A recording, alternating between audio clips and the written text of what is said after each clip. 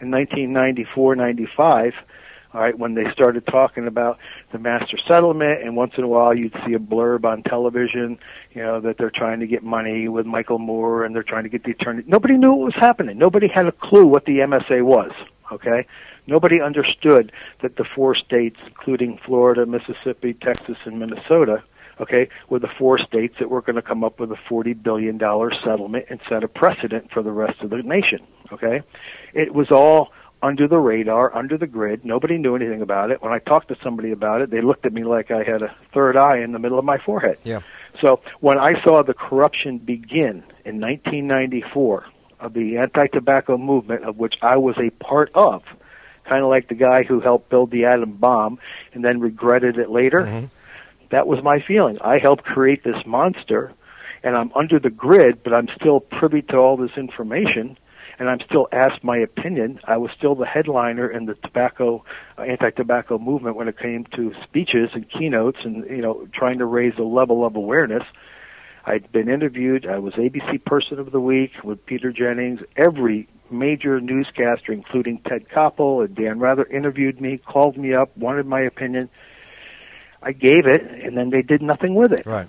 Now, when you talk about the corruption of the MSA, I mean, some people listening will want me to ask you, what exactly you mean by that. Well, the corruption is basically you had 2 people, Matt Myers, who was a friend of mine at one point, and you had Mike Moore, the Attorney General, who came up with a brilliant idea to recoup all of his Medicaid losses from his state and decided that he was going to try something that had never been tried before. He got 18 or 19 other AGs to back him up and say, hey, we have a chance of getting some of our money back because right now we got more crap against the tobacco industry than we have ever had before, meaning lawsuits were starting to be filed. So they figured, let's go after it now and see what we can do. Now, I don't think they intentionally went out and did it intentionally to screw Americans, okay?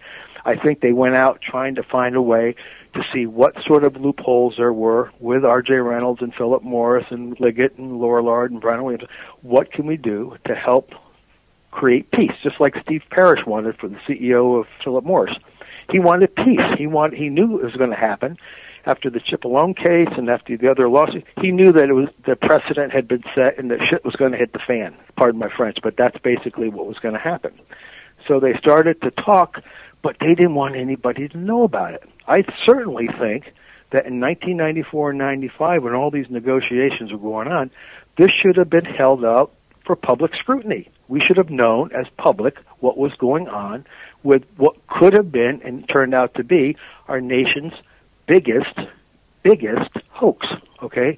And that was the initial settlement of $385 billion before McCain got involved and before Orrin Hatch got involved, before Kennedy got involved, before it got shot down by the White House, which I'm sure you're aware of what happened, okay? Yeah.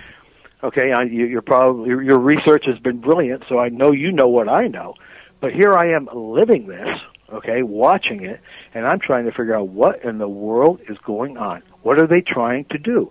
How in the world can you ask them to give up all this money for prevention, intervention, cessation, and all the things that we want to do? And you're going to now limit the liability against the tobacco industry, who's done all this and has gotten away with it. This was before the RICO thing, before the racketeering.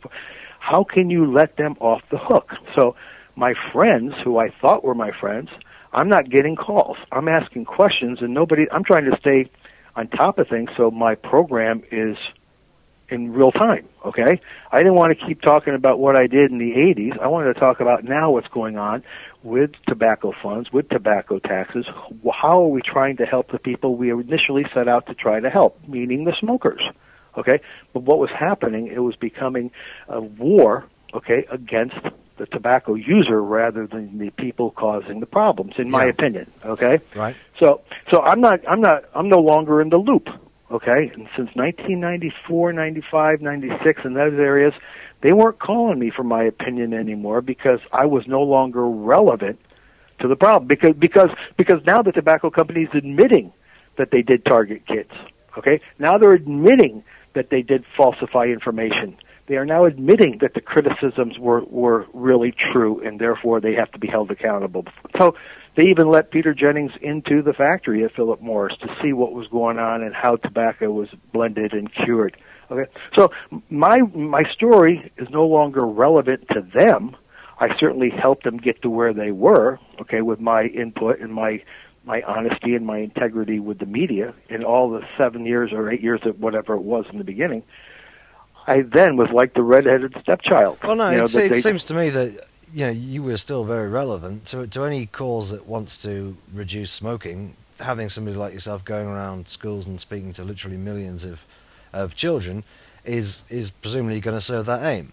What it seems to me that happened in the 1990s, just as you got involved with this, is that they moved well away from education, and a more prohibitionist element began to dominate. Right. And I think. Well, you know why, don't you, Chris? Because all the monies now that were coming in, all right, from. I'm not talking about the MSA because that didn't happen until 1999. 98 they decided, but 99 the money started to come in.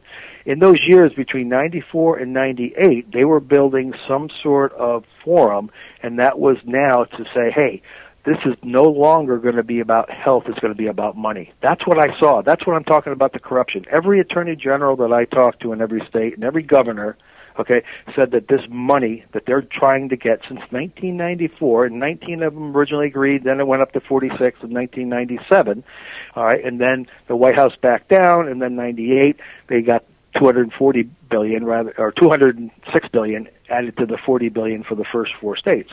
Okay, that money became the motivation. No longer from 96 to 98, 99, health was not the issue, and that's when I saw tobacco control go from bad to worse. And this money, I mean, you argue quite rightly. I think everybody agrees that most of this money never went towards tobacco control activities.